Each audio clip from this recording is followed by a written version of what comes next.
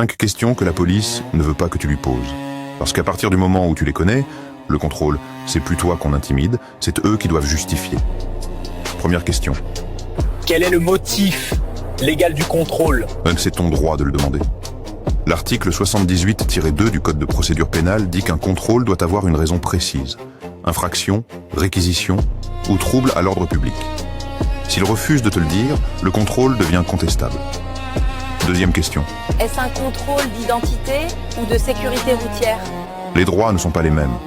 Un contrôle d'identité, c'est pour vérifier qui tu es. Un contrôle routier, c'est pour vérifier véhicule, papier, alcoolémie. S'il mélange les deux sans base légale, c'est un excès de pouvoir. Troisième question. Est-ce que je peux filmer le contrôle? Oui, tant que tu ne gênes pas l'intervention. C'est un lieu public, tu as le droit de filmer les agents en action. La seule limite, c'est la diffusion des images. Et souvent, une caméra fait plus effet qu'un avocat. Quatrième question. Est-ce que je suis libre de partir? Pose-la calmement. S'ils disent non, ils doivent te notifier une retenue ou te placer sous procédure. S'ils disent oui, tu pars. Et s'ils te retiennent sans base légale, c'est une atteinte à la liberté individuelle. Dernière question. Pouvez-vous me donner vos numéros Rio? C'est obligatoire.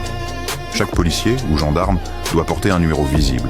Article R 434-15 du Code de la sécurité intérieure. S'il le cache ou refuse de le donner, tu notes l'heure, le lieu et tu portes plainte ensuite.